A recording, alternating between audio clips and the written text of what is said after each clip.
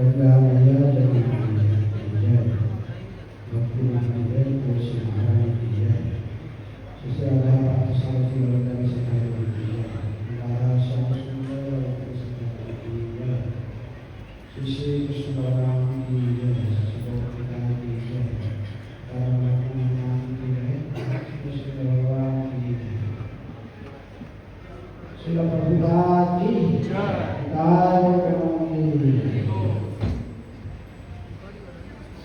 हरे कृष्णा कृष्ण कृष्ण हरे हरे राम शंकर वैष्णव भगवान की ओम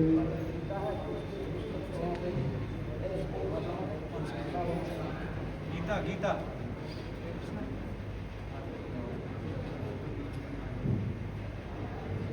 हरे कृष्ण ओम अज्ञानतिमिरान्धस्य ज्ञानञ्जनशलाकया चक्षुरुन्मीलितं तस्मै श्रीगुरुवे नमः।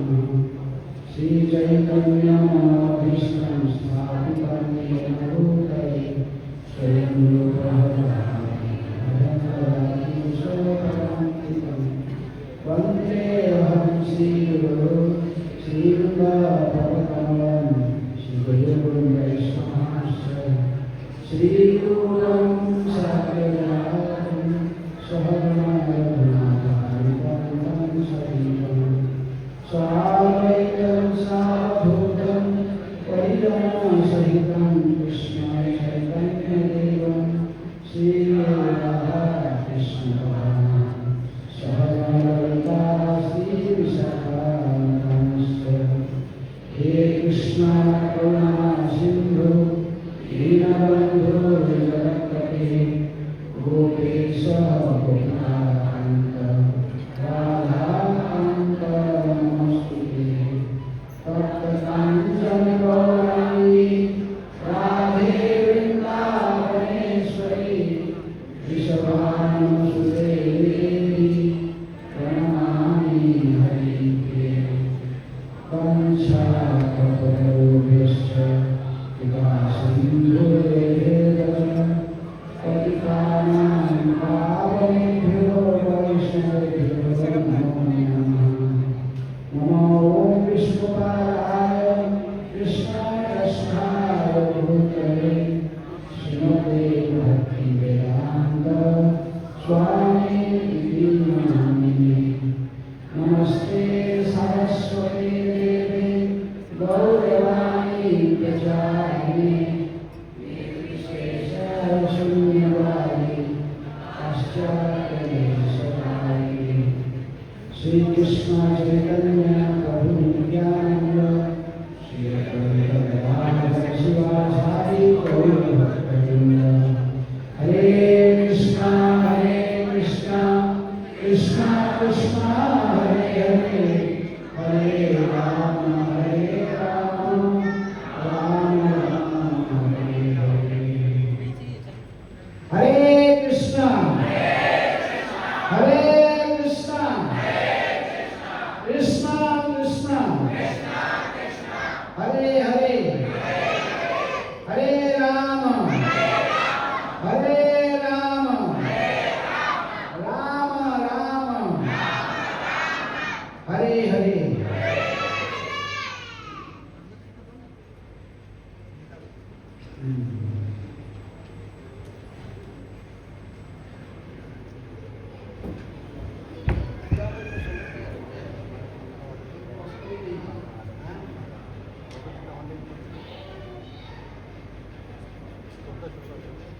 हरे कृष्ण।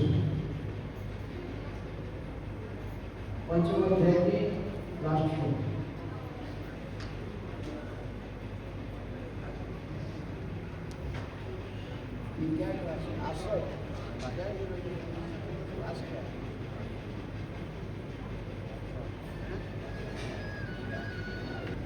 भोक्तारं यज्ञ तपसा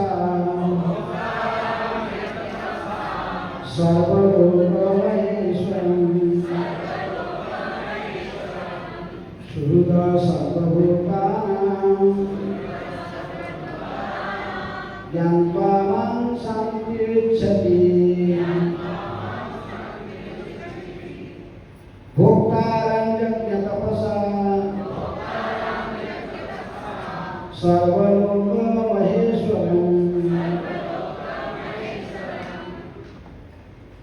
सुहृदं सर्वभूतानां यं त्वां सन्निरीक्षति भोक्तारं यज्ञतपसा सर्वलोकमहेश्वरम् सुहृदं सर्वभूतानां यं त्वां सन्निरीक्षति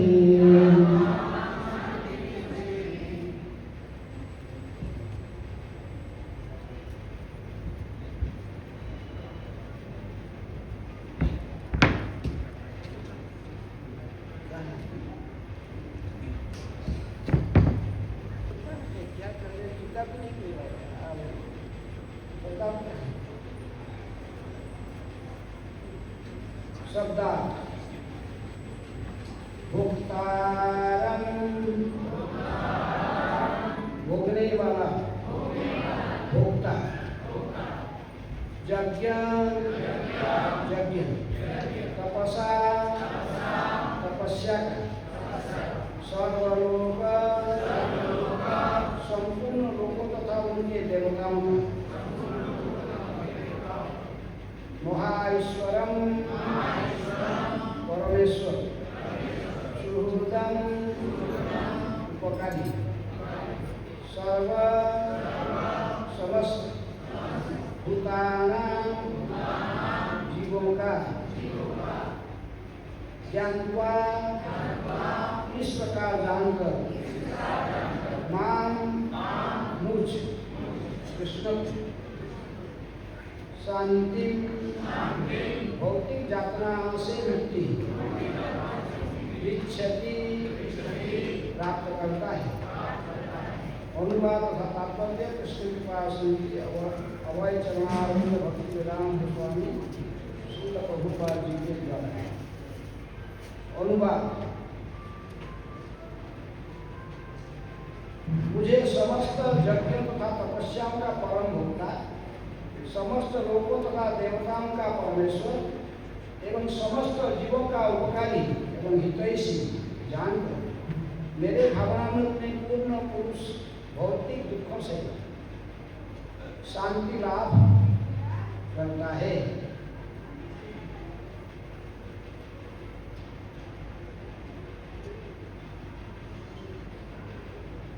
तात्पर्य माया के वशीभूत सारे जीव संसार में शांति प्राप्त करने के लिए उत्सुक रहते हैं, किंतु भगवद गीता के इस अंश में वर्णित शांति के सूत्र को वे नहीं जानते। शांति का सबसे बड़ा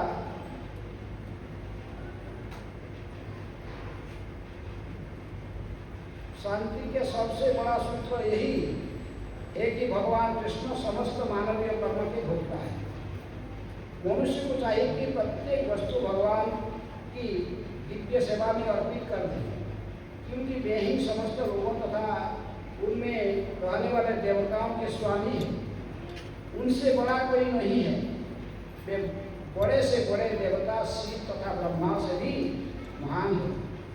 वेद में श्वेतसागर उपनिषद के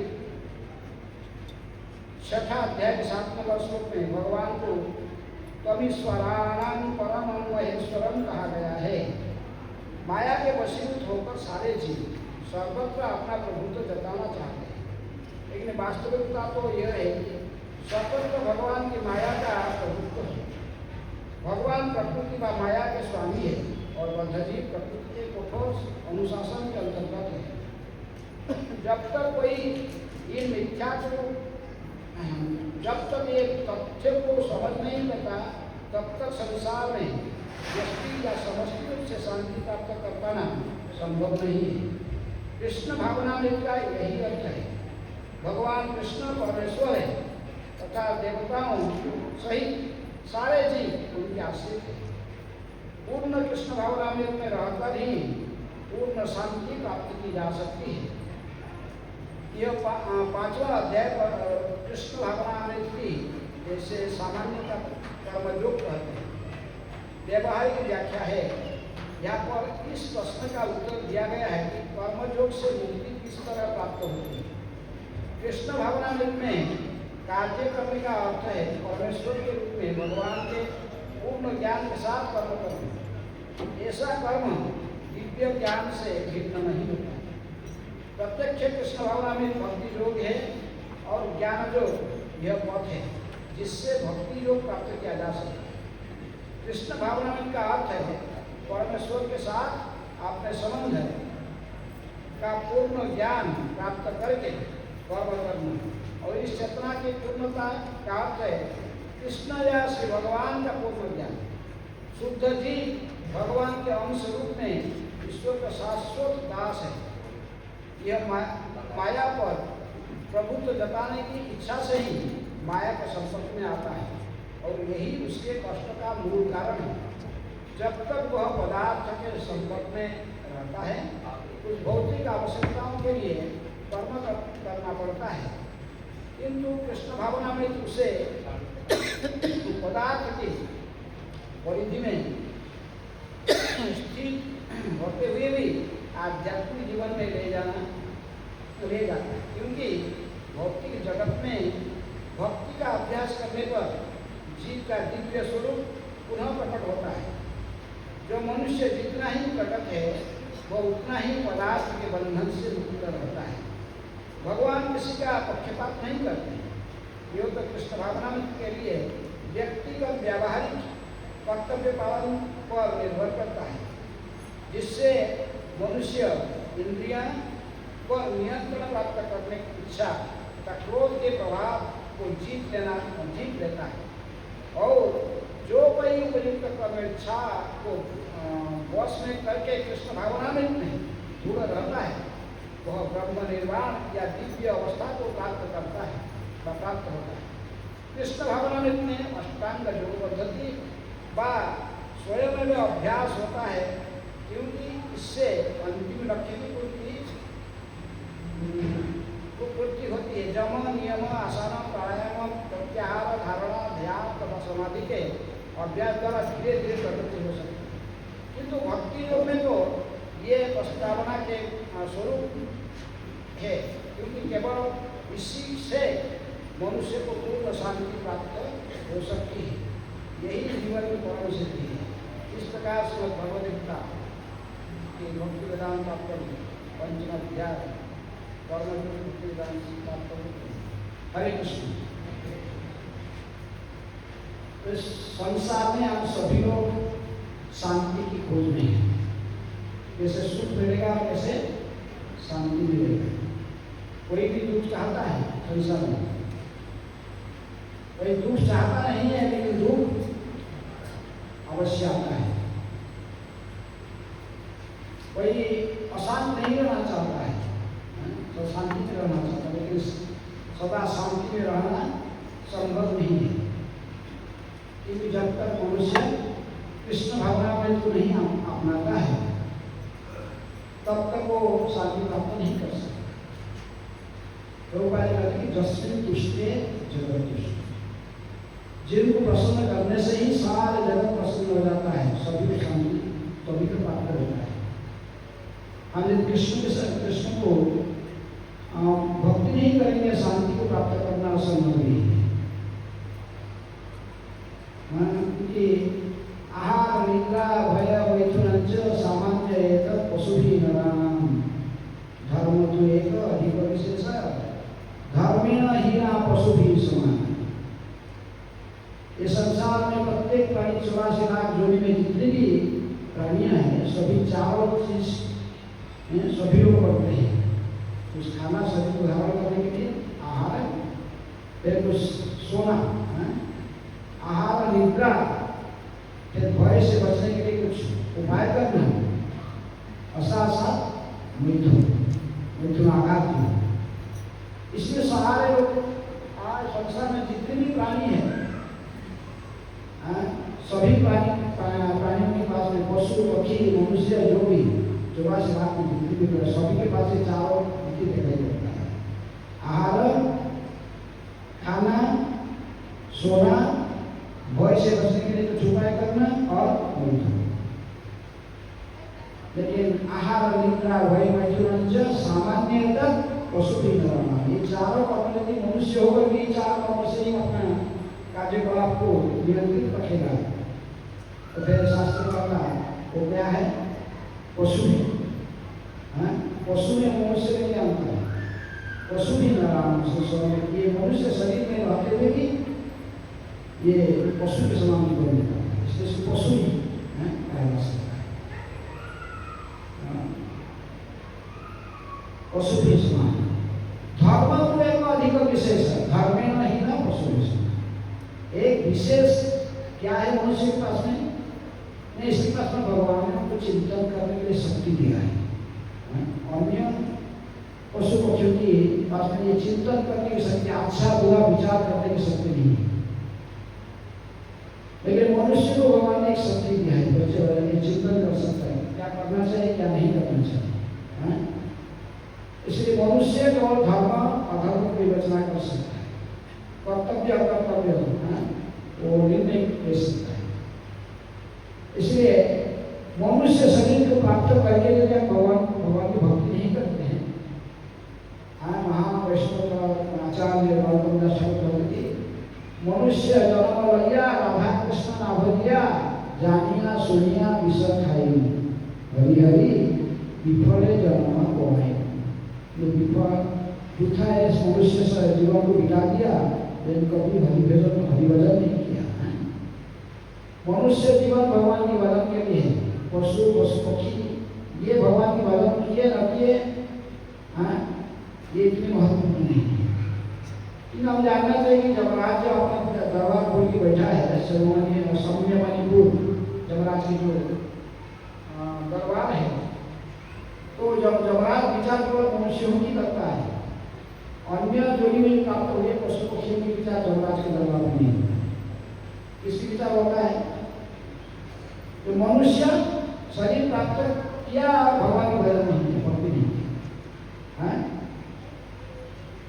तो इसलिए जब तक हम भक्ति को अपनाएंगे नहीं तब तक आपको मानसिक शांति का सुख प्राप्त नहीं हो सकता, तो कभी संभव नहीं। तो मनुष्य जीवन में शरीर यदि प्राप्त हुआ, हमारा मुख्य कर्तव्य है आहार निद्रा भय मैथुन इसकी को ज्यादा गुरुत्व का महत्व न देकर भक्ति की दिशा में आगे बढ़ने की प्रयास करना चाहिए। वैसे शरीर धारण करने के लिए जितना आवश्यक इंद्रिय के लिए जितना आवश्यक है मिनिमम, इसको ध्यान करके और ज्यादा समय हमें भगवान की भक्ति में बिताना चाहिए। मनुष्य जीवन इसी के लिए यदि हमें ऐसा मनुष्य शरीर में भगवान की भक्ति नहीं करते हैं, फिर जान बूझकर जहर खाने चाहिए। इसलिए प्रभुपाद जी ने विशेष रूप में ये अंतर्राष्ट्रीय कृष्ण भगवान संघ का इसके निर्माण करके पूरा विश्व को ये दिशा दिखाना चाहिए, दिशा दिखाए। केवल भारत में नहीं पूरे विश्व में प्रभुपाद जी इसलिए सारे लोगों को ये सत्य को बताने के लिए कि मनुष्य जीवन इसी के लिए, मनुष्य जीवन इंद्रिय भोग के लिए, मनुष्य जीवन भगवान की भक्ति के लिए। इसलिए हमें अपने इंद्रिय तृप्ति के नियंत्रण करके और इंद्रिय तृप्ति सीमित रखकर फिर हम अधिक से अधिक समय भगवान की भक्ति में योजित करना चाहिए। भगवान यदि प्रसन्न होते तो संपूर्ण जगत प्रसन्न हो सकता है, प्रत्येक व्यक्ति को असली सुख शांति कभी प्राप्त हो सकता है।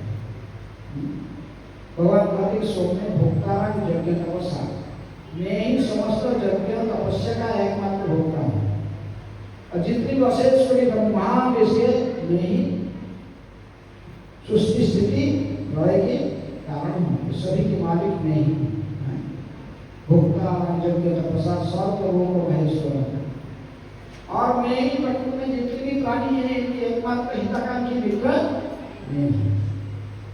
भगवान ही केवल सभी के कल्याण चिंतन करते हैं और सभी के कल्याण चिंतन करना है भगवान दूसरे किसी के वश में नहीं है, चाहने पर भी नहीं कर सकते। गोविंद दास कहते कि गोविंद है कहते कि हे धन यौवन पुत्र परिजन इथे की आछे पर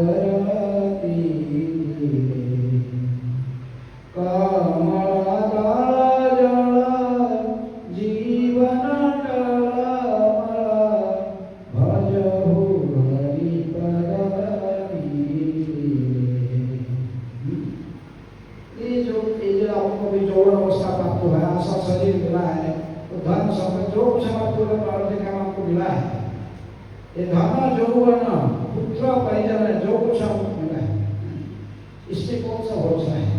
हाँ, ये जीवन तो ऐसा ही है कि कमल के पत्ते के ऊपर जैसे पानी का बूंद गिरा तो ऐसे हिलते डुलते रहता, किसी भी समय नीचे गिर जाएगी। जीवन का ऐसा ही स्थिति, कभी भी हमारे जीवन कभी किसी का समाप्त हो जाएगा कोई बता नहीं सकता।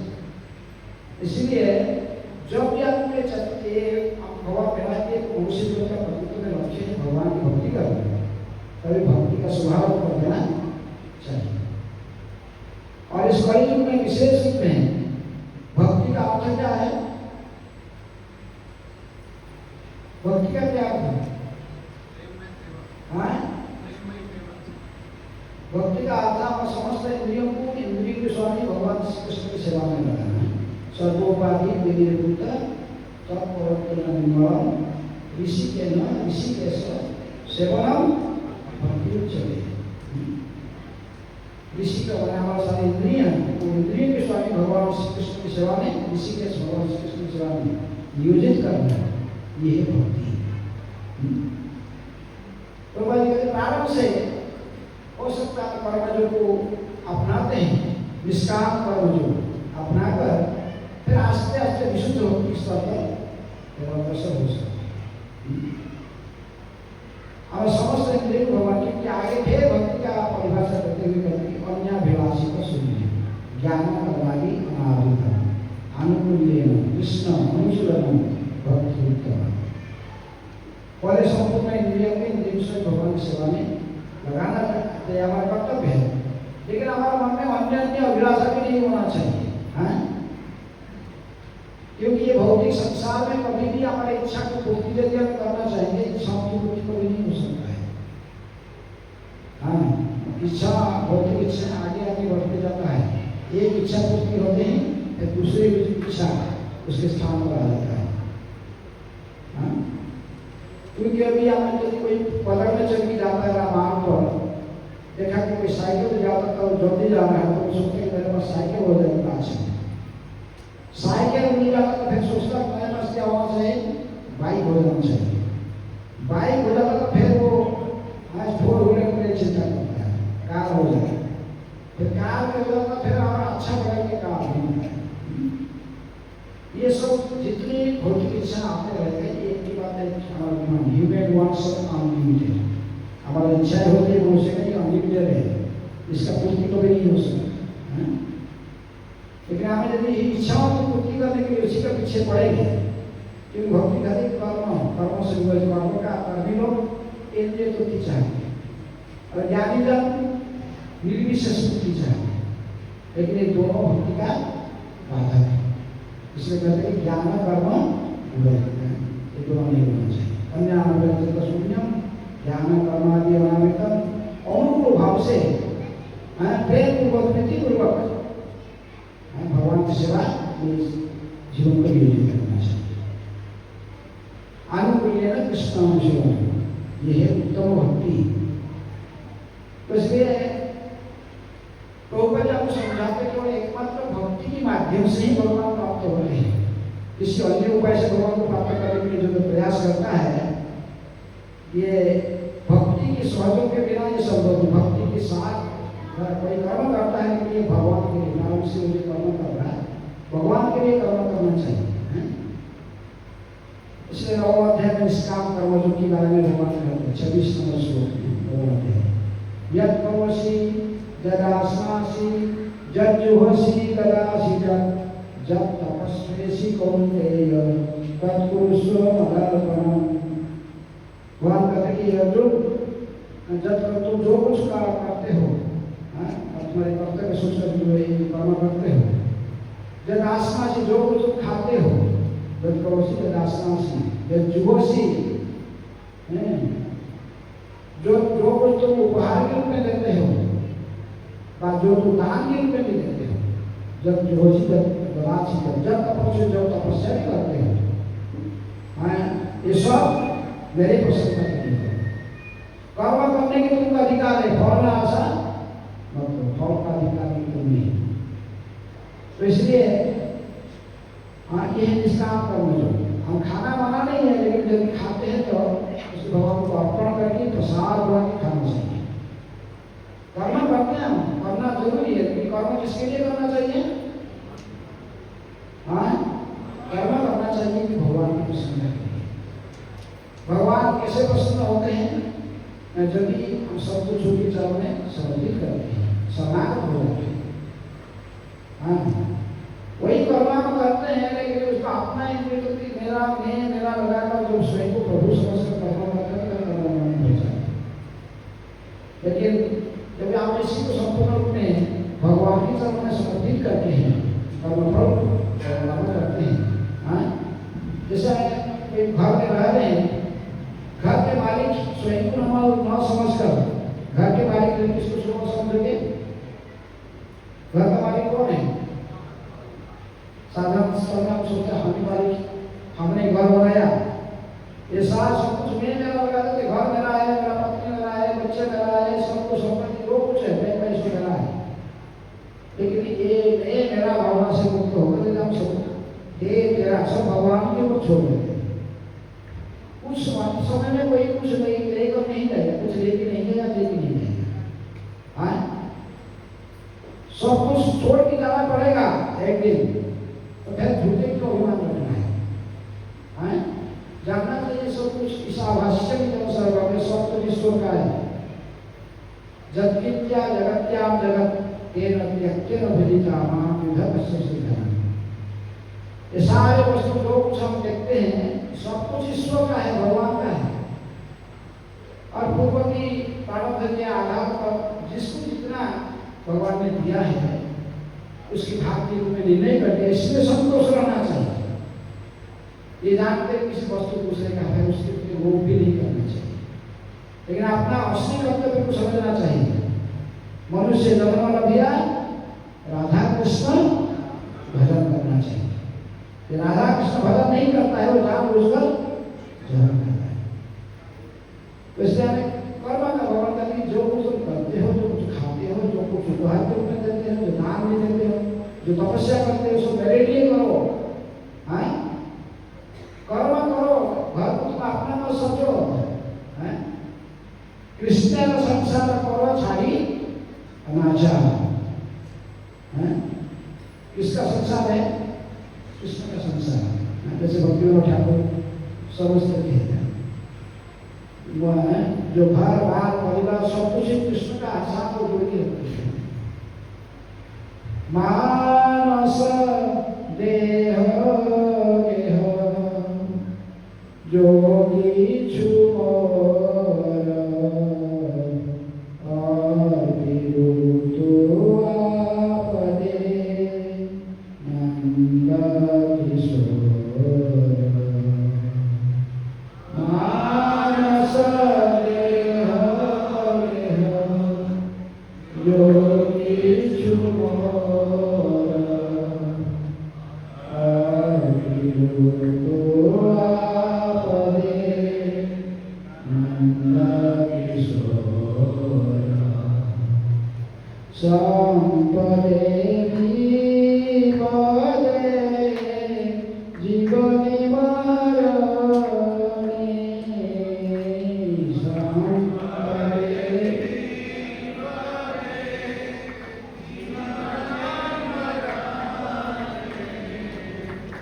दाय मम गेला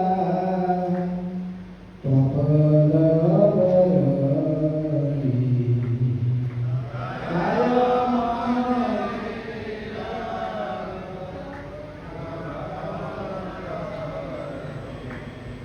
राख बीमारवी जो इच्छा तो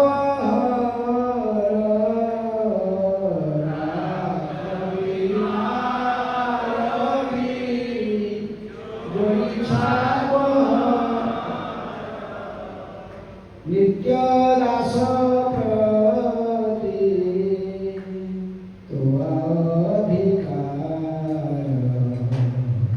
नित्य दास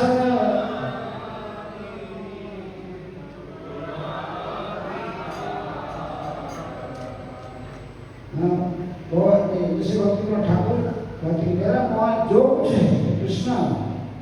मेरे मानस देह गेह ये शरीर संबंधी प्रत्येक वस्तु जो कि सुमर जो को सब कुछ मैं तुम्हारे चरण में अर्पण करूँ। हमें आसक्त नहीं होना चाहिए, इंद्रिय तृप्ति वस्तु में आसक्त नहीं होना, सब भगवान की समझकर अपने को भी भगवान की दासी के अभिमान रखते हुए भगवान प्रेममय सेवा में जोड़ जाना, यही भक्ति है। इसको भक्ति कहते हैं। निष्काम कर्मयोग से आस्ते आस्ते जो समस्त संपूर्ण रूप में कृष्ण की तरह में सबको समर्पण करके निमित्त बनकर वही घर में रहते वही जो कुछ हमें प्राप्त करता उसी से प्रसन्न रहते, उसी को भक्ति कहते हैं। प्रेममय सेवा, भगवान की सेवा में जुड़ जाते हैं। तो इसलिए भगवान कहते हैं मैं समस्त जगत तपस्या का एकमात्र भक्त हूँ।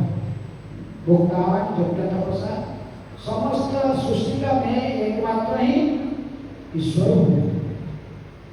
मैं ही एकमात्र ईश्वर प्रभु हूँ और सभी मेरा दास है।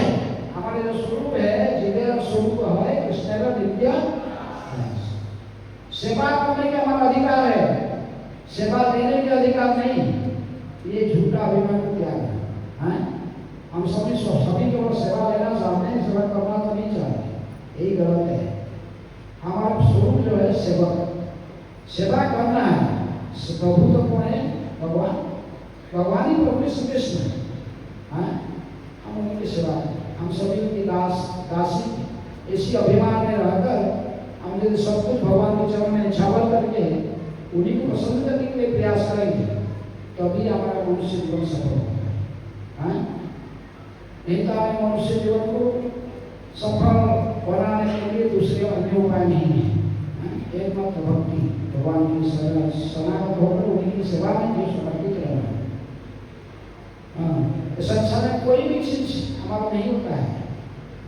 यदि तो आप कितने परिश्रम करें कोई वस्तु निर्माण करो, इसका भोक्ता आप ही। भगवान कहते भोक्ता के रूप में सब लोग मैं ही एकमात्र भोक्ता हूँ। इसलिए हमें ये सब जानकर भी झूठा समय के साथ व्यतीत नहीं करना चाहिए। इंद्रिय तृप्ति साधन को प्राप्त करने के लिए कठोर परिश्रम करना चाहिए। भक्ति के लिए कुछ समय रखना चाहिए। तो एक छोटा कहानी कहा करते थे कि देखो एक गांव में एक व्यक्ति रहता था, बहुत परिश्रम करके वो गांव में सबसे बड़ा मकान जो बनाया, बहुत सुंदर मकान बनाया। मकान बना के उसके सब कुछ दूध देखभाल से रखा, बहुत सभी प्रकार सरंजाम ठीक करके वृद्धों उसी घर में इसका शरीर छूट गया, मर गया।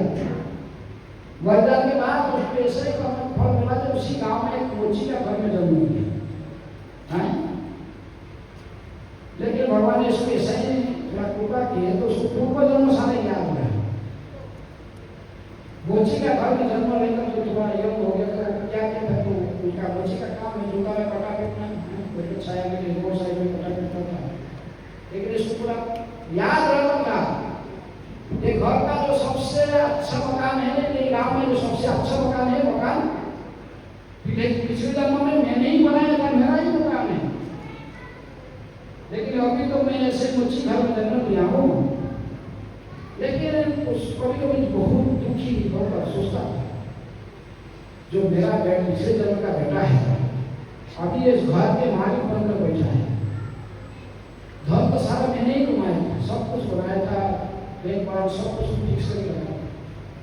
लेकिन अभी मैं जब जाऊँ और किसी न किसी उपाय से मेरे जो पिछले जन्म का बेटा है उसको कन्विंस कर दूँ कि बेटा मैं कह देख मैं पिछले जन्म में यही तुम्हारे बाप था और यदि वो किसी कारण से इसको स्वीकार कर मान जाऊंगा और मुझे घर में रहने के लिए एक कमरा रहने के लिए दे देगा और भोजन दे देगा तो मुझे और इतना परिश्रम धूप में बैठकर करता है, मैं जूता में कटा फिरना नहीं पड़ेगा। एक दिन साहस संचय करके गया, जाकर उस घर में कोई घर बनाया था, स्वयं कलिंग करके लगाया, बड़े कलिंग कर दिया। अंदर से जब उसका पिछले जन्म का बेटा था, अभी जो घर का मालिक बन बैठा है, वो आया, कौन है क्या कुछ खाया क्या है? मैं आपसे कुछ एकांत की बात करना चाहता, एकांत में बात करना तो मैंने कहा हूँ, बोल क्या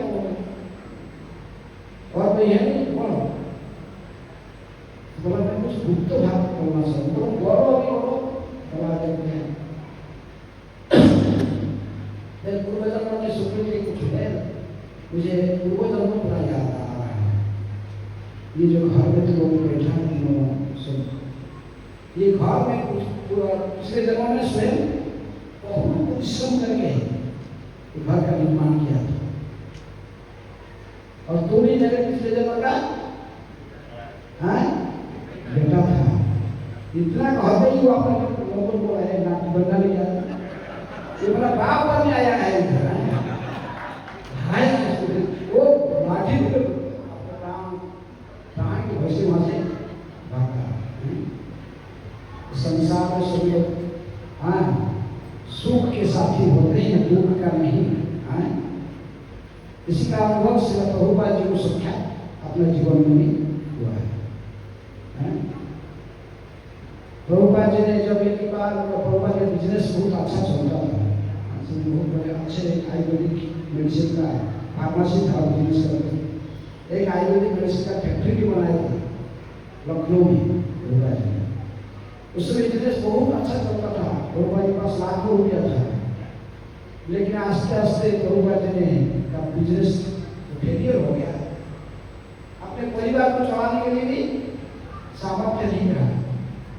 तो घर में गए थे एक बार, तो बस सुबह सुबह स्नान करके उठ के पहले स्नान करने के बाद भागवत पढ़ते थे प्रभुपाद जी। भागवत कहाँ है? पत्र में पूछे भागवत कहाँ है? बोला भागवत, वो तो पहले चाय पीती चला भागवत कहाँ है? बोला भागवत चाय के दुकान में है। पैसा है तो ले आओ। आपको पता नहीं कि मैं आपकी पत्नी हूँ और प्रत्येक दिन में चाय पीती हूँ, और मेरा जो डिमांड है उसको पूरा फुलफिल करने आपका काम है। बस प्रभुपाद जी पूछे यू लाइक मी और यू लाइक टी? वो क्या बोले? I like. तो उससे भूत में प्रभुपाद जी बात छोड़ दिए। सोचते क्या ये तो ऐसे बेकार कितनी बार जाता और कितनी बार वापस। लेकिन प्रभुपाद जी गए, निकाले घर से और दोबारा वापस नहीं गए। तो अभी आप देख रहे हैं आज इसका देख रहे हैं, इसका सोसाइटी में सारा प्रभुपाद ने देखा है, अपने अनुभव से देखिए संसार के साथ। प्रभुपाद देखते तो देखते जो राधा राम मंदिर में प्रभुपाद जाके पहुंचे थे, उनके पास कुछ था नहीं। एक लोटा और कंबल, बस कुछ नहीं, चटाई बिस्तर आपसे प्रभुपाद हाथ में चट्टान जो है, ये जो कोई मार्बल का फ्लोर नहीं, कोई सीमेंट का भी प्लेन फ्लोर नहीं, पत्थर के सही जैन किया होता है।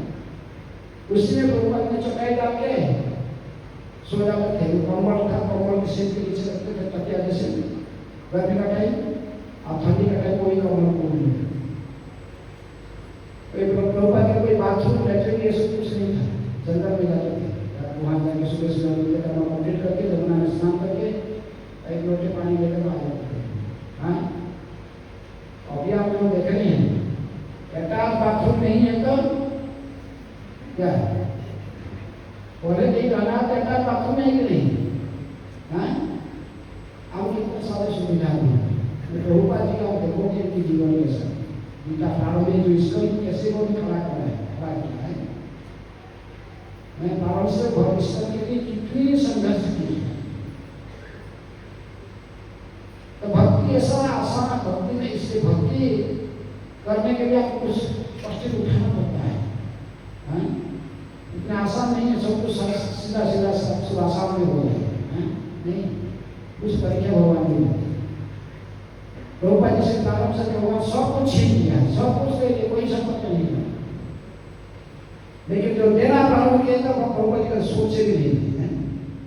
देना प्रारंभ किया था फिर सब कुछ हजारों सब उनके बेटे आ गए, बेटा बेटी आ गए तो सेवा करने इसकी प्रभुपाद जी। तो उसने कहा मेरे घर में मेरे 2 लड़के थे, मेरे बात मानते नहीं थे, इनको छोड़ के मैं कहीं जाना नहीं चाहता। उनका साथ उनका सोचता मेरा कर्तव्य देखभाल करना है, उनको शादी करवाना है, करना है। लेकिन जब मैं त्यागा भक्त के लिए भगवान ने मुझे हजारों बच्चे दिए हैं जो मेरे लिए प्राण भी त्याग करने के लिए तैयार है। तो इसलिए कुछ लोगों को कुछ त्याग कर, हाँ, थोड़ा सा स्वार्थ अपना स्वार्थ को त्याग सारा भगवान श्री कृष्ण के लिए सेवा करना चाहिए। प्रभुपाद जी से आसान से नहीं कि छोड़ना चाहते हैं। प्रभुपाद जी गुरु महाराज जी डिवाइन प्रेस भक्ति सिद्धांत सरस्वती ठाकुर ये सपने में आके कहते थे, अभय समय हो गया, प्रचार में निकलो, संन्यास लो। प्रभुपाद जी चमक जाए, नहीं अभी ये छोटे छोटे बच्चे, ये बच्चे भी इनका उनको पढ़ाना, जो मनुष्य इनको शादीशुदा करवाना, ये सब का बहुत कुछ चिंता है। लेकिन जब गुरु आदेश में एक बार, दो बार, तीन बार तो थोड़ा पार करने के लिए इमीडिएट राजी नहीं हुए, भगवान ने सब छीन लिया। जिसके लिए अभिमान था, पैसा पत्र जो कुछ बिजनेस सब छीन लिया। हाँ, लोटा कमरों लेकर नारायण जी आगे राधा राम मंदिर में, मैंने बंसी गोपाल मंदिर में थे, बाप रे राधा दामोदर मंदिर में गए। हाँ, तो फिर भगवान ने जब चाहते तो सब कुछ किया। इसलिए हमें कुछ सारा जगत के कल्याण के लिए कुछ करने के लिए सोचना चाहिए। भारत का भूमि पे होइल मनुष्य जन्म जा, जन्म सार्थक करी कर पर। जिसकी जन्म या पुण्य भूमि भारत में हुआ है, उसको अपना जीवन सार्थक करके दूसरों के हित के लिए कुछ करना उसकी कर्तव्य है। स्वार्थी नहीं होना चाहिए। सारे बड़ा दुखी होते हैं वैष्णव, सारा जगत को दुख में देखकर जन्म मृत्यु जरा व्याधि 4 प्रकार के दुख हो गए। इसलिए वैष्णव स्वयं को स्वयं भक्त बने और दूसरों को भी भक्त बनाने के लिए प्रयास करना एक कर्तव्य है। तो हमें इसके भक्ति को बड़े सावधानी से संपन्न करना चाहिए। विशेष रूप में भक्ति को प्रारंभ करने के लिए आदौ क्या करना चाहिए? गुरु पदाश्रय। आदौ गुरु पदाश्रय। सदगुरु स्वीकार करते ही उनके निर्देशन में भक्ति के प्रारंभ की जाती है। भक्ति कल्पना उचित नहीं है, मनमाने ढंग से जो आया ऐसे करना, ऐसा नहीं है। भक्ति एक विज्ञान है। इसलिए प्रभुपाद ने गोस्वामी की रचित पुस्तक आपको दी, क्या भक्ति रसायन का सिंधु, भक्ति योग का संपूर्ण विज्ञान, कंप्लीट साइंस ऑफ भक्ति योग। और उसमें स्पष्ट आपको सिखाया गया है कैसे भक्ति सुधार की जाती है, भक्ति आस्ते आस्ते कैसे साधक आगे बढ़ेगा, शुद्ध भक्त होगा, उसको क्या क्या करना पड़ेगा। तो इसलिए हमें भक्ति को अपनाना चाहते तो प्रारंभ से कहते आगे गुरु पदाश्रय, सबसे पहले गुरु सदगुरु की ढूंढ करके चरणाश्रित होकर फिर उनसे जिज्ञासा, श्रद्धा की इच्छा, उनसे जिज्ञासा करना चाहिए। गीता में भगवान कहते 34 नंबर श्लोक में क्या कहते हैं? तद्विधि प्रणिपातेन परिप्रश्नेन सेवया उपदेख्यं विदे ज्ञानं ज्ञानिनं तत्त्वदर्शिनः। जो सत्य को जानता है, तत्वदर्शी है, ऐसे व्यक्ति को ढूंढ कर उनसे प्रणिपात परिप्रश्न, उनसे नम्रता से उनसे जिज्ञासा करके सत्य के रहस्य उठाना चाहिए। तद्विधि प्रणिपातेन परिप्रश्नेन सेवया, तो उनसे जिज्ञासा करना चाहिए और उनकी सेवा करके उनको प्रसन्न करके शास्त्र के अर्थ को समझना चाहिए, कर्तव्य को समझना चाहिए। तो आदौ गुरु पदाश्रय धर्म अच्छा साधु आगाम करना, किसी जो शास्त्र, साधु और गुरु तीनों चीज भक्ति में आवश्यक है। तीनों चीज का मार्गदर्शन करने वाले भक्ति में। यदि आप भक्ति करना प्रारंभ करने से कहा गया कि आदौ गुरु पदाश्रय, गुरु कैसे आपको कैसे पता लगे तो वो गुरु है, ये आपको कौन बताएगा? शास्त्र बताएगा। शास्त्र और साधु जो आपको शिक्षा देते, भक्ति सिखाते हैं प्रारंभ से, जो शास्त्र शिक्षा देते हैं ये आपकी शिक्षा गुरु है। और साथ साथ गीता भागवत जो शास्त्र ग्रंथ जिसको व्यासदेव ने रचना की है और श्री प्रभुपाद जी बहुत सुंदर भाव से भगवत को समझाए। श्रीमद् भगवद गीता, श्रीमद् भागवतम, भक्ति रसामृत सिंधु, चैतन्य शिक्षामृत ग्रंथ में ये सुधार होता गया। इसलिए हमारे ईश्वर के लिए कहा जाता है कि श्री प्रभुपाद जी ही प्रे एमिनेंट शिक्षा गुरु, ये सबसे श्रेष्ठ शिक्षा गुरु है। जो शिक्षा हमको प्रभुपाद जी दिए हैं उन्हीं को पढ़कर उन्हीं के माध्यम से भक्ति कैसे किया जाए हमें जान सकते, सीख सकते हैं। वो भी हमारा शास्त्र है। प्रभुपाद की किताब ही हमारे लिए शास्त्र है। इसलिए प्रभुपाद जी कहा करते हैं कि ईश्वर के भक्तों को मेरे सब ठीक है, मेरे क्रिटिसिज्म है। मैंने तो समालोचना का इसी दृष्टि से कहता हूँ क्योंकि ये मेरे पुस्तक को पढ़ने नहीं है। इसका पुस्तक नहीं पढ़ते, सब कुछ करेंगे, बहुत सेवा भी करते हैं, बहुत और कुछ करने के लिए तैयार हो जाते हैं। लेकिन प्रभुपाद जी जो चाहते थे कि मेरी पुस्तकों को इसका भी प्रत्येक घंटा कम से कम प्रभुपाद चाहते 2 घंटा कम से पढ़ना चाहिए, क्योंकि शुरुआत का कम से कम 1 घंटे से किताब को पढ़ना चाहिए। तो जब भी आप ज्ञानी रहेंगे भक्ति नहीं कर सकते। ज्ञान संक्षिप्त संशय, हमें जितने भी डाउट है कि आप जैसे ज्ञान को प्राप्त कर लिया, ज्ञान का दूर हो रहा है। ज्ञान कहाँ से प्राप्त होगा? प्रभुपाद जी के पुस्तकों को पढ़कर। जैसे हम भगवद गीता पढ़ रहे हैं, भगवद गीता को डायरेक्ट प्रत्यक्ष रूप से पढ़कर समझना हमारे बस के नहीं है। इसलिए प्रभुपाद जी ने हमको एक श्लोक का अर्थ रखे, शब्दार्थ रखे, अनुवाद रखे, फिर इसके भावार्थ भी लिखे।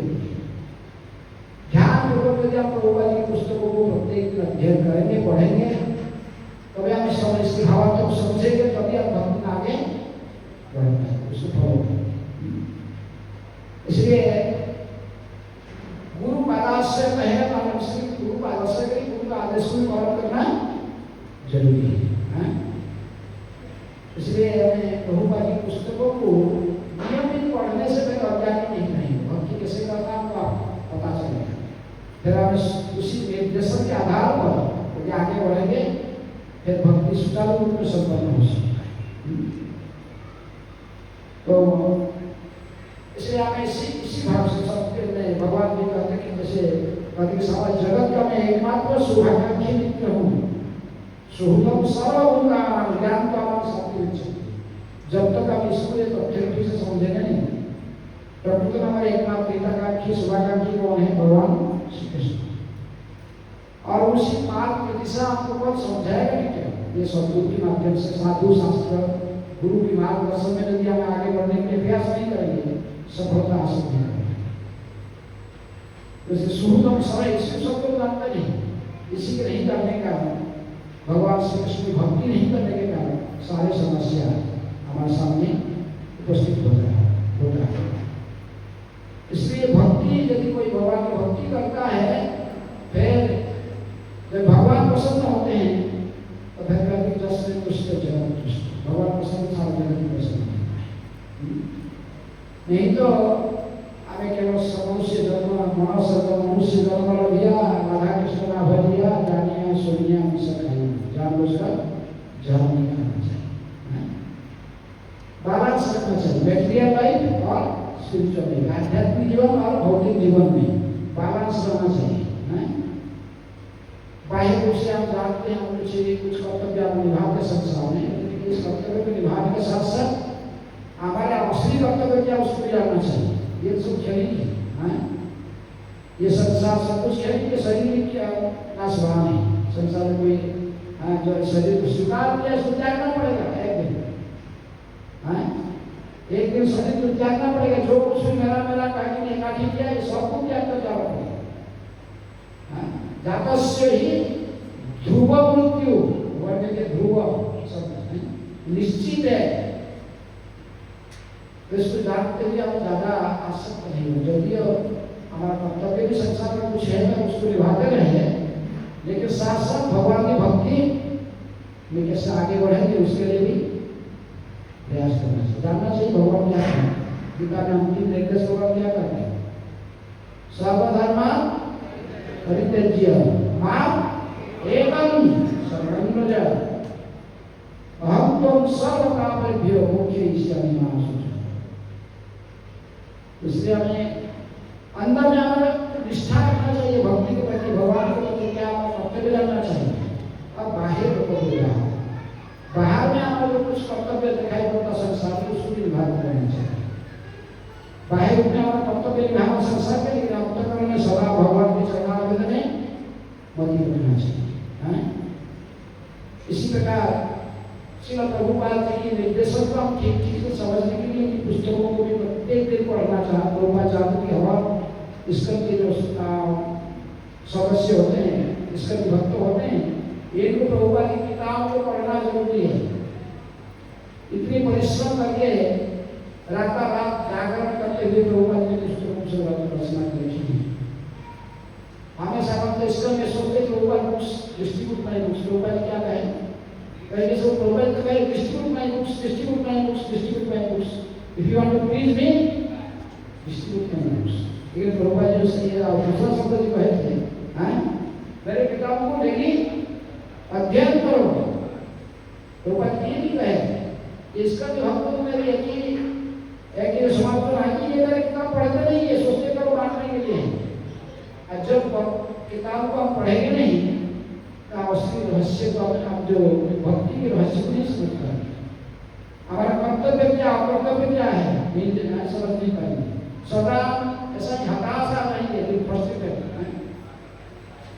जब ज्ञान हो तो भी ज्ञान संक्षिप्त संशय, सब संशय दूर हो जाता है। जो ज्ञान नहीं है अज्ञान व्यक्ति क्या होती है।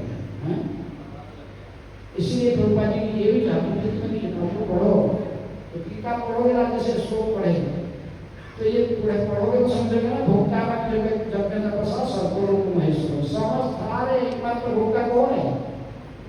यज्ञ तपस्या जो सारे कर्म जितने भी आप करते हैं इसके सारे फल भोगने वाला फल का अधिकार किसका है, भगवान का है। कर्मण्य वाधिकार उसके मां फल में तुम्हारा अधिकार नहीं है, फल भगवान के हाथ में है। इसलिए भोक्ता यज्ञ तपस्या सर्वलोक महेश्वर सुंदर सर्वभूतानां, एकमात्र शुभाकांक्षी मित्र प्रत्येक जीव का कौन है, भगवान श्री कृष्ण। ये रहस्य कहाँ से पता लगेगा। लोग पुस्तकों को नहीं पढ़ेंगे, गीता नहीं पढ़ेंगे, भागवत नहीं पढ़ेंगे, फिर आप अज्ञान में रहेंगे। फिर सोचेंगे मैं ही बोलता हूँ, ये घर मेरा है, पत्नी मेरा है, बच्चे मेरा है, बहन भाई मेरा है, मैं मेरा करके सारा जिंदगी बिता देगा। अंतिम में काल सर्व हवस्या, अंत समय में मृत्यु सर्व हवस्या, मृत्यु और सब चिंतित। कुछ भी साथ में लेकर नहीं जाएगा, कोई रहेगी कुछ आया नहीं, ना लेके कुछ जाएगा। इस रहस्य में जानते हुए आप भक्ति में सीरियस होना चाहिए। भक्ति में सीरियस होकर सावधानी पूर्वक भक्ति का साधन भक्ति के नियम को कठोरता से पालन करना चाहिए। प्रभुपाद जी ने विधि रखे,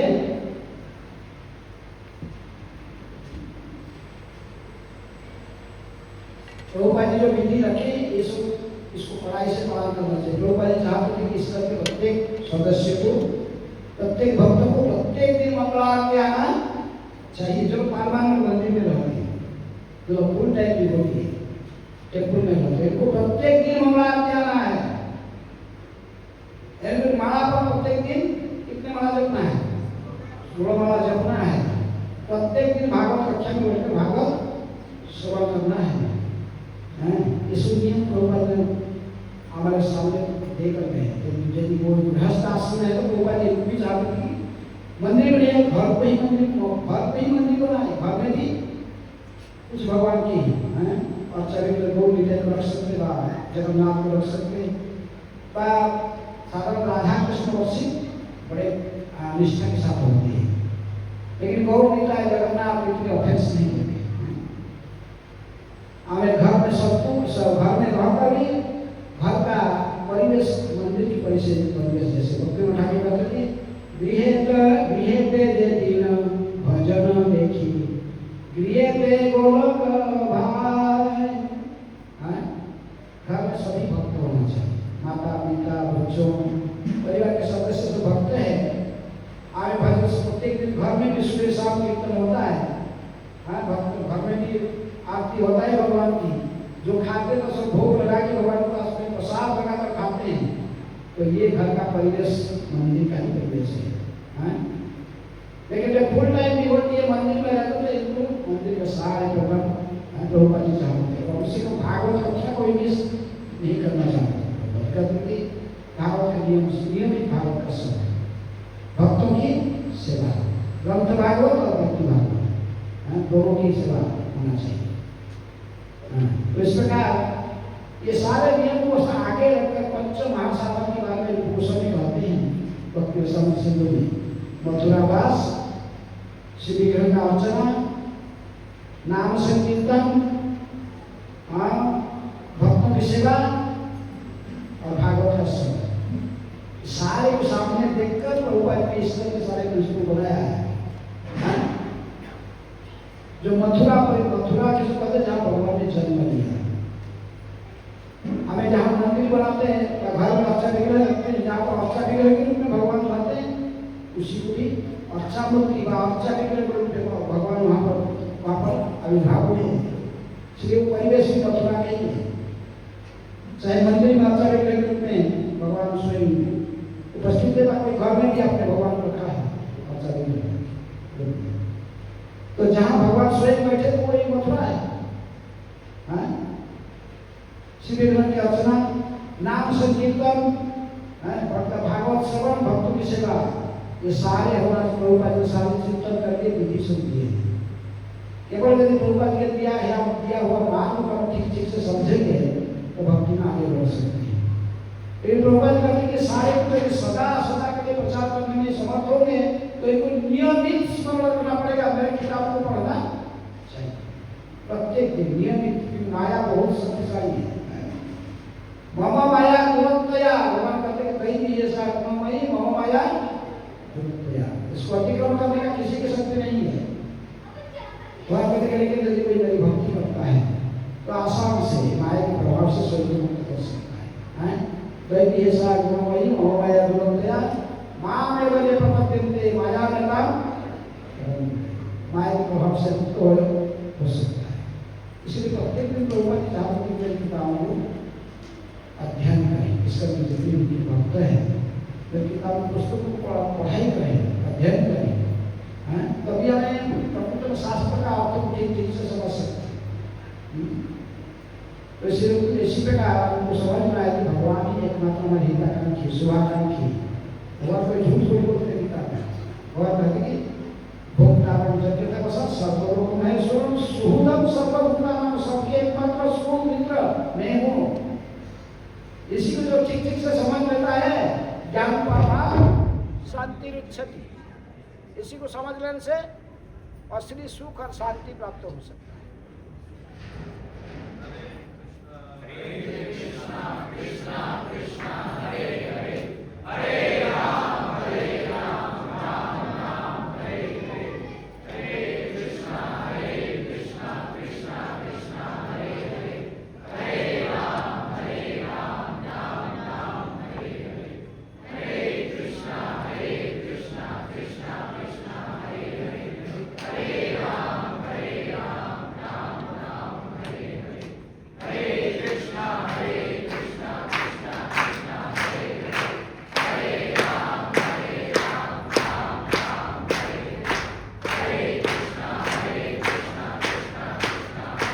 हरे हरे, हरे राम राम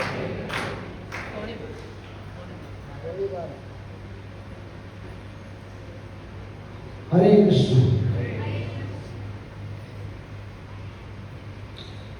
कोई किसके प्रश्न है? प्रश्न उत्तर।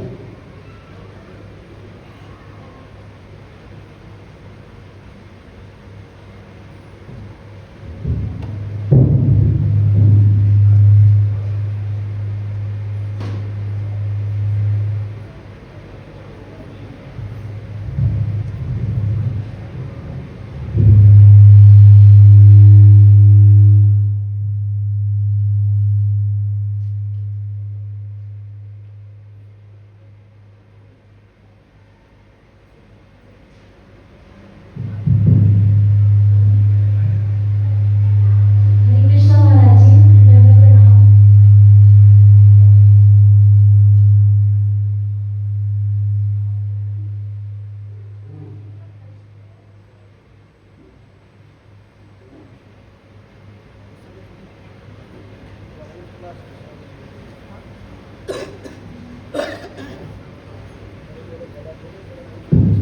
कृष्ण। मेरा प्रश्न है कि अगर कोई व्यक्ति अपने गुरु के आदेशों का पालन करता है और अगर उसे गुरु बुलाते हुए भी नहीं है तो क्या दीक्षा लेना फिर भी अनिवार्य है या उसकी कोई जरूरत नहीं है? मेरे प्रश्न थोड़ा सा हाँ? महाराज जी, मेरा प्रश्न है कि यदि कोई व्यक्ति अपने गुरु के आदेशों का पालन करता है और अगर उसे गुरु इस संसार में भी नहीं है तो क्या तब भी दीक्षा लेना अनिवार्य है?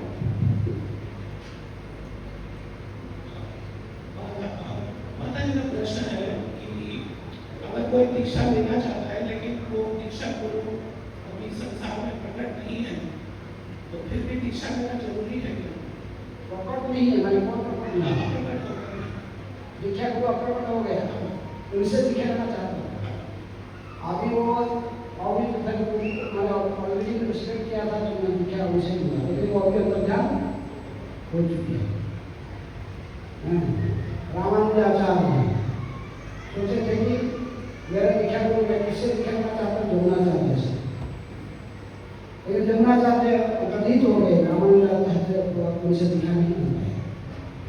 तो बात उन्होंने जो हो गए ना उनको जमुना का आचरण को धारण करके रखे, लेकिन पहले वो गोष्ठी कुंड से गए दीक्षा। यदि कोई गुरु जब तक बस निद्रा में प्रवेश कर चुका है फिर आप उनकी शिक्षाओं को अपना सकते हैं, लेकिन आपको दीक्षा तो मेरा तो दीक्षा भी उसे किसी हाँ देना पड़ेगा जो उनकी मार्ग ठीक से थी। प्रभुपा जी इसका मेरा कोई प्रभुपा जी नाकाम सब ठीक से कर रहे हैं, उनसे कुछ आपको चुनना है।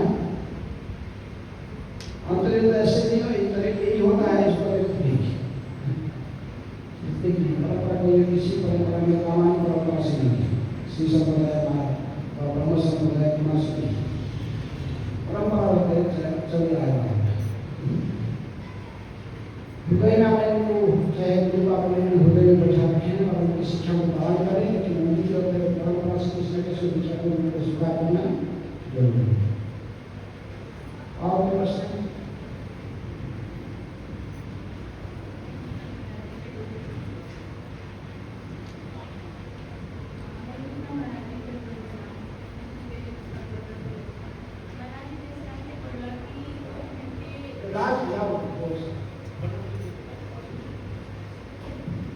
महाराज जी, आपने बोला कि 2 घंटे डेली पढ़ना चाहिए, रीडिंग करना चाहिए, लेकिन महाराज जी अगर टाइम नहीं है मॉर्निंग में पढ़ने के लिए तो उसके लिए कैसे समझें इसको कि मॉर्निंग में कैसे टाइम निकालें?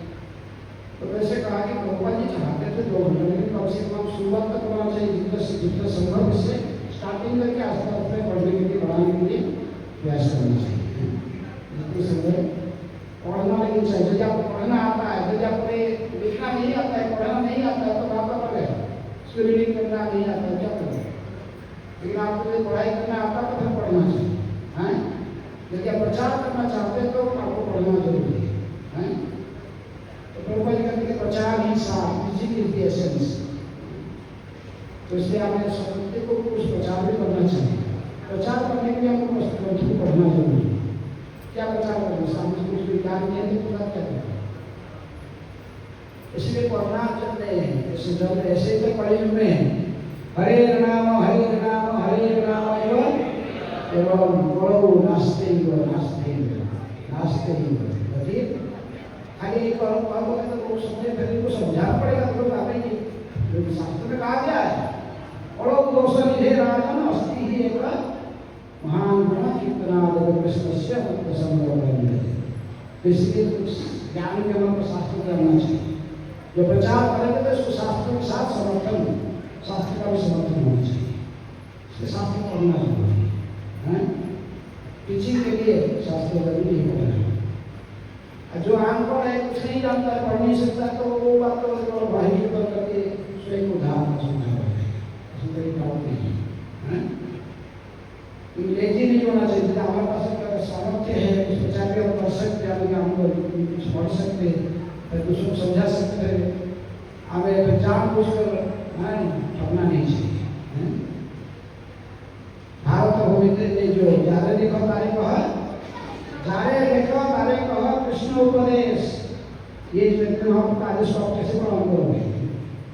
कृष्ण उपदेश को जानोगे तो फिर कहोगे, गीता पढ़ोगे तो फिर गीता के आदेश को दूसरे को बताओगे। हमारा क्या है गुरु भैया नारायण देश पृथ्वी আছে যত রাধিগ্রাম সর্বত্র প্রচার হইবে বড় নাম, ये हमारा चैतन्य महाप्रभु के आदेश है। पृथ्वी में जितने गांव शहर सब सर्वत्र घर घर में जाकर प्रचार करना चाहिए। प्रति घरे घरे गया कवई किया, बोलो कृष्णा भजन कृष्णा करो कृष्ण से क्या। कृष्णा में तो जानना से असली ज्ञान तो सारे भगवान पुस्तक धीरे धीरे इसलिए पुस्तक का विचरण करते हैं। हम गीता वितरण करेंगे, कोई पूछेगा गीता में क्या है तो आपने खोल के पढ़ो और पता लग जाएगा। तो कुछ बेसिक नॉलेज हमारे पास में होना चाहिए, जिससे थोड़े बहुत उसको बताना चाहिए। इससे पढ़ना भी जरूरी है। जिसको सामर्थ्य पढ़ने के लिए उसको अवश्य पढ़ें।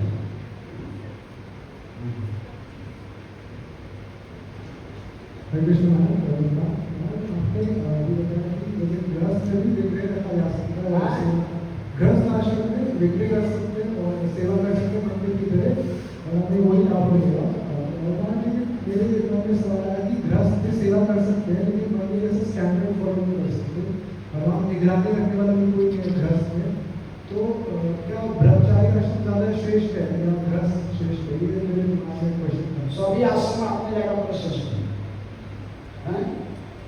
ये आश्रम सबको सब में लगा जाता है। ब्रह्मचारी आश्रम, गृहस्थ आश्रम, वानप्रस्थ आश्रम, संन्यास आश्रम, ये चार आश्रम किसी आश्रम में रहकर भी यदि उसको ठीक ठीक से निभा सका तो भगवत धाम आपको मिल जाएगा। ठीक है, और कोई भी आश्रम में यदि इसको सही निभा पाओगे फिर आपको भगवत धाम आपको मिल जाएगा। वो आपको परम स्थिति में पहुंचा सकता है। भक्तिनाथ ठाकुर गृहस्थाश्रम में रहकर भी परमहंस जीवन बिताते हैं। और कोई भक्ति श्रीराम सरस्वती ठाकुर नैष्ठिक ब्रह्मचारी रहती, वो भी परमहंस स्थिति में है। तो इसलिए आप किसी भी आश्रम, किसी भी वर्ण, किसी आश्रम भक्ति में सब महाराज हमें कैसे पता चलेगा हम किस आश्रम में जाना चाहिए? हमें कैसे पता चलेगा हम किस आश्रम में जाएंगे? कैसे जाओगे? गुरु के माध्यम से। गुरु आपकी जानता है, आपकी प्रश्न उत्तर माध्यम गुरु अपने पता लगाइए कौन सा आश्रम है, गुरु के माध्यम से। ठीक है।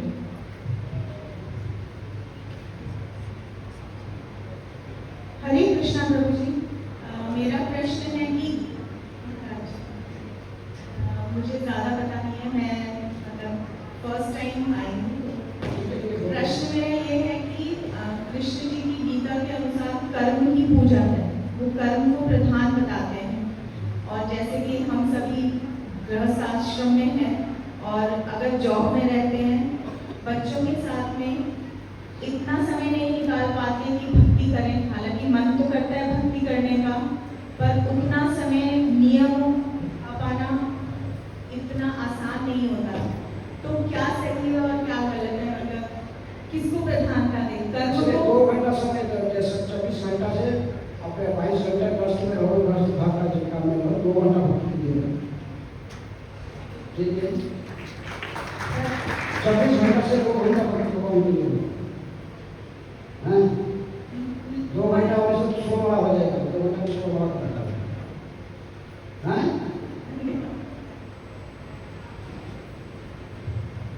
और कोई प्रश्न?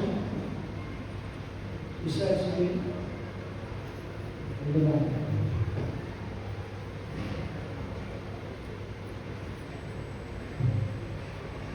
हरे कृष्ण महाराज जी, प्रणाम। महाराज जी, धाम में आते हैं तो हमारी चेतना कैसी होनी चाहिए?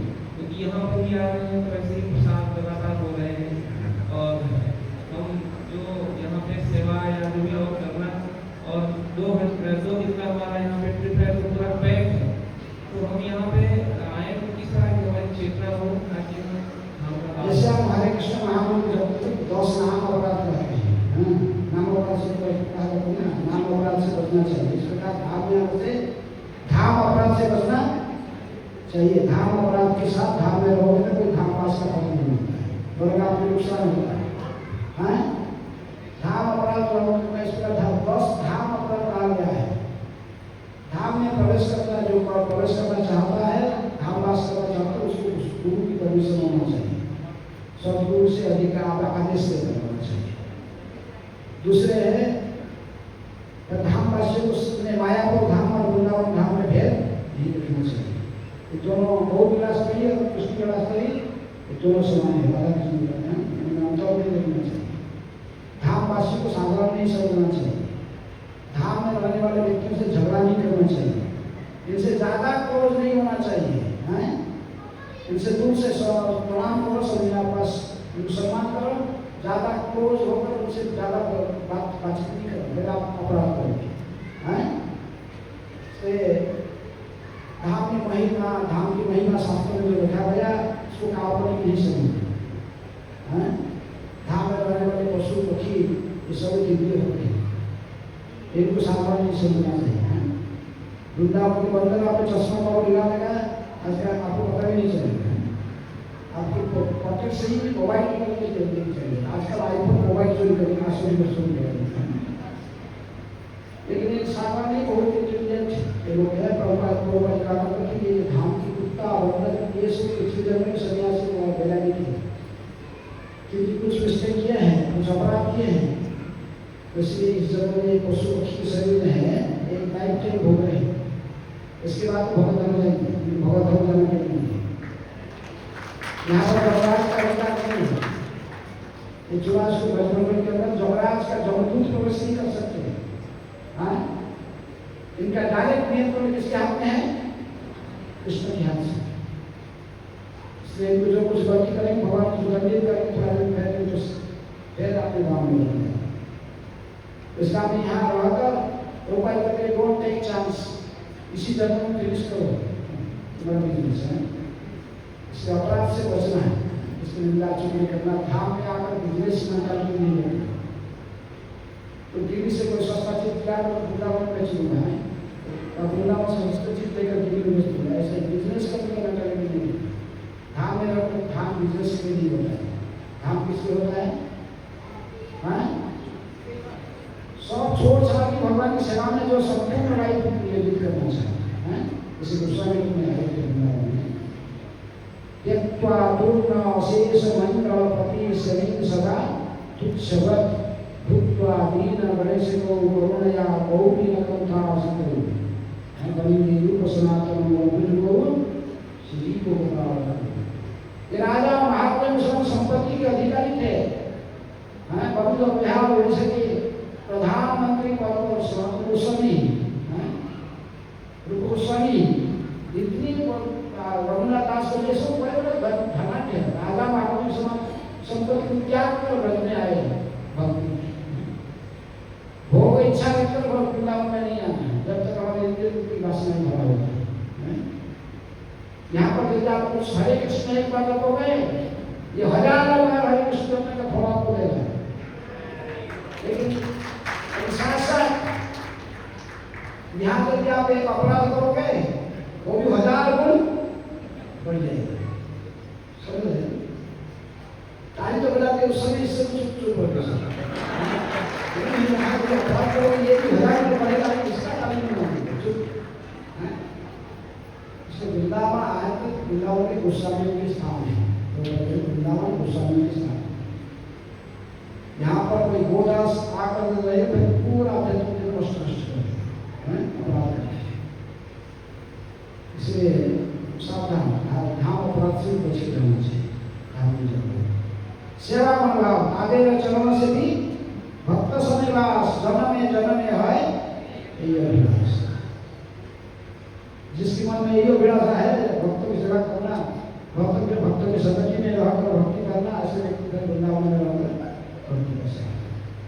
जिसके मन में इंद्रिय तृप्ति की वासना है, बिजनेस करने की इच्छा है, धर्म कमाने के, फिर वो वृंदावन वास न करें, नहीं तो अपराध करके सब धर्म में हो जाएगा।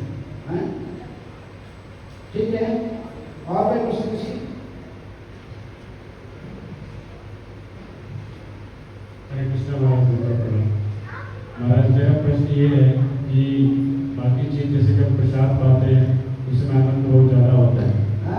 प्रसाद पाने के टाइम पे आनंद बहुत ज़्यादा होता है, कीर्तन हो रहा है आनंद बहुत ज़्यादा होता है। जब भी ये मेरा प्रश्न है केवल, मुझे क्या लगता है जब मैं माला करना चाहता हूँ, चैंटिंग करना चाहता हूँ, ऐसा लगता है जैसे मछली को पानी से निकाला जाता है, थोड़ा हो जाती है वैसे जैसे चैंटिंग टाइम में अपना हाथ बेट बैक में जाता है, ऐसा लगता है पता नहीं क्या हो गया। कभी मन इधर जा रहा है, कहीं मन उधर जा रहा है, कहीं बंदर की तरह हरकतें कर रहा है, एक जगह बैठना नहीं चाहता है। तो इसको कैसे इम्प्रूव करें? ये मतलब काफी टाइम से ऐसे ही चल रहा है, कभी होता तो है। प्रसाद का सोचकर नहीं खाना है। प्रसाद का पेट देखते हो तो क्या चाहिए मुझे, जो आपको अच्छा, जो आपको अच्छा लगता है वही चीज को चॉइस करें। सारा प्रसाद का आइटम नहीं खाना है। प्रसाद नहीं समझते, आपको प्रसाद का ज्ञान नहीं है, आप सोचते मुझे रसगुल्ला चाहिए, पकौड़ा दे दो, ये पकौड़ा रसगुल्ला ये सोच के खाते हो, प्रसाद सोच के नहीं खाते। इसीलिए नाम में रुचि नहीं होता है। प्रसाद का कीर्तन, ये म्यूजिक और एंटरटेनमेंट सोच रहे हैं। ये कोई अच्छा म्यूजिक बजा के गाता तो वो अच्छा लगता है, लेकिन ऐसे नाम लेता तो आपका अच्छा गाना अच्छा नहीं लगता है। नाम से इसलिए नाम जब तो उसको सुनने में आनंद नहीं आता है, म्यूजिक सुनने में आनंद आता है। अच्छा धुन में गाना है, हारमोनियम बजा के फिर आप कुछ भी नहीं करते। आप जब प्रसाद आप नाम में रुचि नहीं आता ना, आप प्रसाद खा रहे हो ना, नहीं प्रसाद खा रहे हो कुछ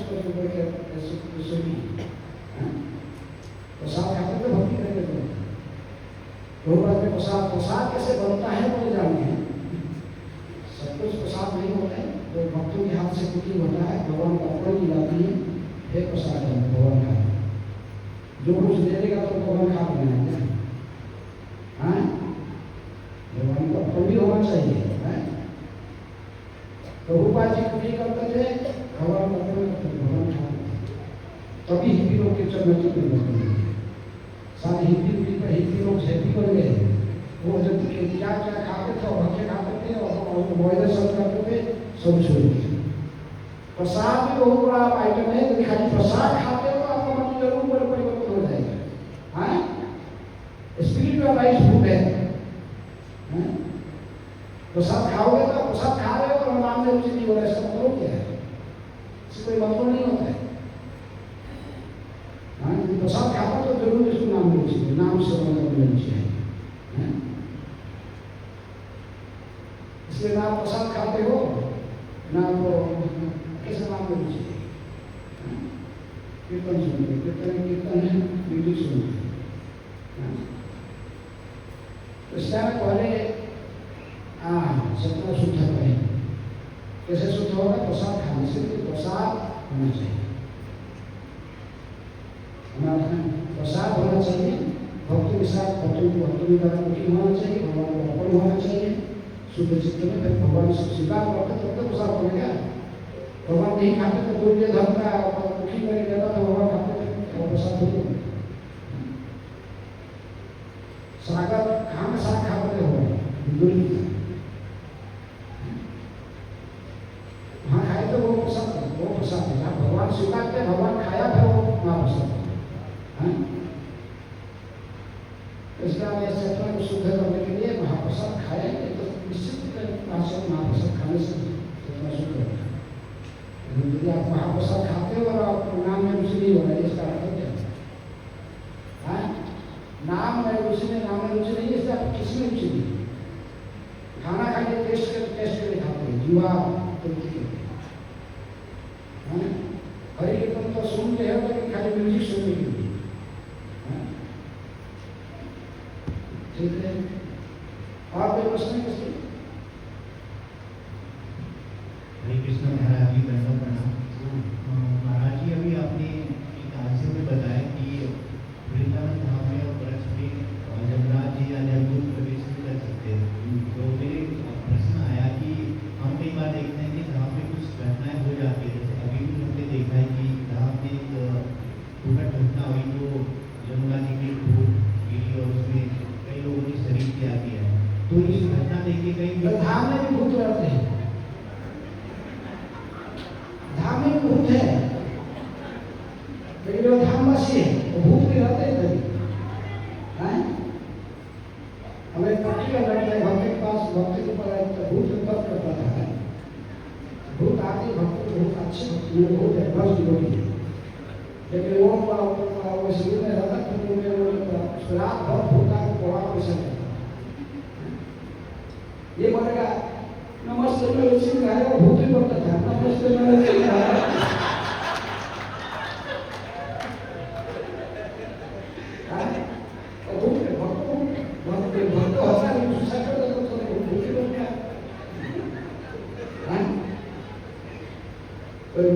जो ऐसे इंसिडेंट होता है बहुत इसका अंदर कुत्ता आपके स्वर होते हैं, कहीं पे उन्हें उसकी होते हैं तो नीचे भी भूत भी इसके अंदर होते हैं।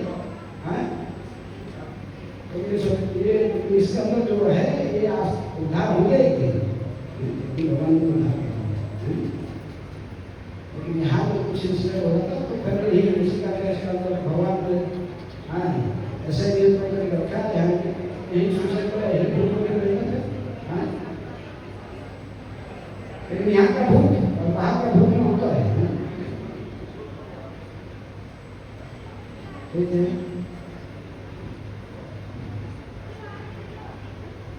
लेकिन यदि भगवान नहीं चाहते उसको भगवान हम जाना तो से वो रहेगा ही है, बचना रहेगा सारा जिंदगी, लेकिन हम पढ़ेंगे कि एप्पल हॉस्पिटल में दीजिए तो वहीं से भूत बांधी नहीं से भूत बांधी। इसका मतलब नहीं है वहीं से है। कृष्ण जिसको नहीं चाहते वो ब्रज में सभी को नहीं छोड़ सकता, तो जाके बाहर छोड़ेगा, आगरा भी छोड़ेगा लेकिन वो दिल्ली भी छोड़ेगा। और वही से कभी कम नहीं। ठीक है, हरे कृष्णा कृष्ण कृष्ण हरे हरे राम राम राम हरे हरे। श्री प्रभुपाद की जय। गो